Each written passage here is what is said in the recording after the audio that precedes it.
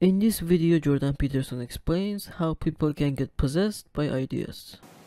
Well, for a psychoanalyst, roughly speaking, you're a collection of loosely integrated spirits. That's one way of thinking about it, or subpersonalities. You're not a unity.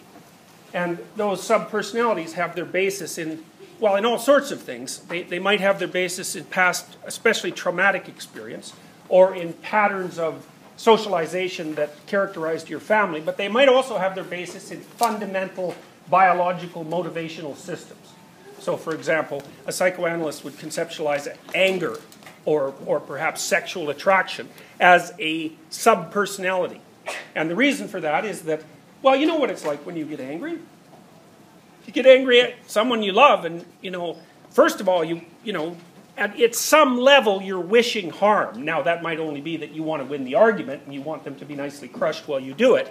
But so there's a desire that comes along with the anger. But there's a lot of other things that happen too. So, for example, if someone's annoying you, even if you love them, the probability that at that moment you're going to be able to easily access all the memories you have about how annoying they are and have difficult time accessing the memories about how wonderful they've been to you is quite high. And you know that because sometimes you get angry with someone, you have an argument with them, and you sort of clue in later, you snap out of your more or less possessed state, and you think, yeah, well, I really wasn't taking the context into mind, and I was kind of harsh. So then you think, well, who's in control? And that's the question the psychoanalysts are really interested in, and their answer is, it's not generally you. And so it's very terrifying reading in some sense, because people like to think of themselves as masters of their own house, so to speak, and it's only vaguely true. And people, that too, because you make maybe New Year's Eve, what do you call those? Resolutions, how you're going to be a better person. I think one of the most common ones is, man, you're going to hit the gym 3 times a week. It's like, no, you're not, actually. And so very few people do, and that's partly because, well, it's hard, and so you don't want to do hard things, and the reason for that is because they're hard, so it doesn't take much explanation. But it's also because you can't just tell yourself what to do. And that's annoying too, because life would be a lot easier if you could just say, okay, well, sit down, study for 2 hours, don't watch cats on YouTube or whatever it is that you're watching. And no, that isn't what happens. You sit there and you study for a while, and then, you're thinking about cats, and the next thing you know, you're watching Haunted Mansions in London or some damn thing. And it's a scary idea in some sense, because if you think, well, if you're not really master of your own house, if you don't have yourself under full voluntary control, and you certainly don't, then what does? And Freud is interesting in that regard, because he really talked about the motive power of fundamental motivational systems. Mostly for Freud, it was aggression and sexuality, and those are big motivators. Let's make no mistake about it. And so he thought of you as the conscious part of your personality, maybe as it's like the captain of a ship with a very unruly crew. It's a nice metaphor because, of course, a ship's on the ocean, and the ocean can be very stormy, and so you can only sort of plot your course, and you have to work with what's thrown at you. And then the unruly crew is, well, it's all your drives. Drives is the wrong way of thinking about it. I like the psychoanalytic notion of subpersonality, because a subpersonality has a viewpoint. There's things it wants, and it plans. So it's a living entity. It's not some dead cognitive system. So Freud was interested, in some sense, more about, I would say, the biological underpinnings of the subpersonalities. Because he was quite biologically oriented, and he realized that sexuality and aggression were very fundamental subpersonalities. And then there's Jung, and Jung is much more terrifying than Freud, which is really saying a lot, because Freud's quite terrifying. But Jung, he's just terrifying beyond belief. And, for Jung, the subpersonalities that make you up are thousands and thousands of years old. They're cultural constructions that are thousands and thousands of years old. And they have you in their grip.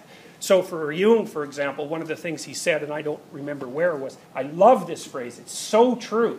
And you can think about this for like 5 years. And you can still think about it after that.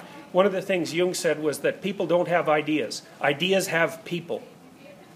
And that's really something to think about. Because, just think about your own situation. So no doubt you have political views. And you think, I have political views. It's like, well, no, you don't. because you share them with a lot of other people. So they're certainly not yours.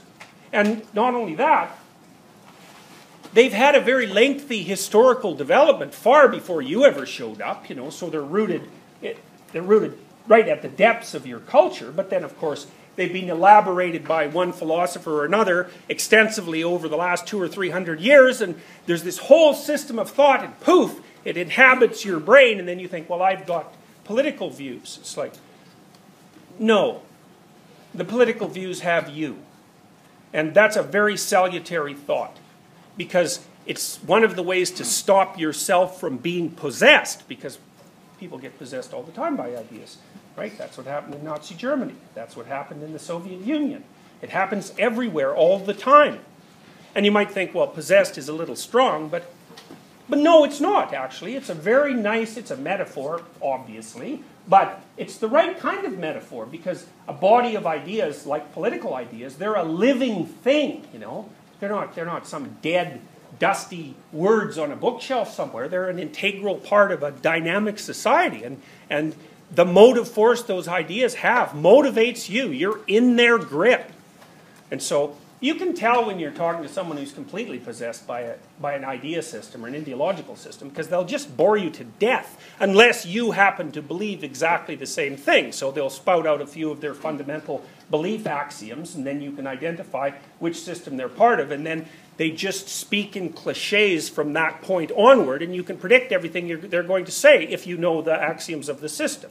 So it's very non-authentic speech. And that would be a way that, say, someone like Rogers or Abraham Maslow, who were humanists of the 1960s, might talk about it, because the person isn't speaking from the depths of their own experience or from even their embodied knowledge. You know, they're just mouthpieces for abstract ideas. And so it's very frightening to realize the extent to which you can be the mouthpiece for abstract ideas, you know. And it's actually one of the dangers of becoming educated, especially in a mass system like the university system, because a lot of what happens to you when you come to university is that you're fed a set of pre-digested ideas. I suppose that's one way of thinking about it, you know. And it's very easy for you to think, well, that those are now your ideas. They're not. They're not. Lots of ideas you have to earn. And if it's a great idea, then you really have to earn it. Because why should you just be able to come along and like pluck up a great idea? That's not how things work. You have to earn things that are valuable.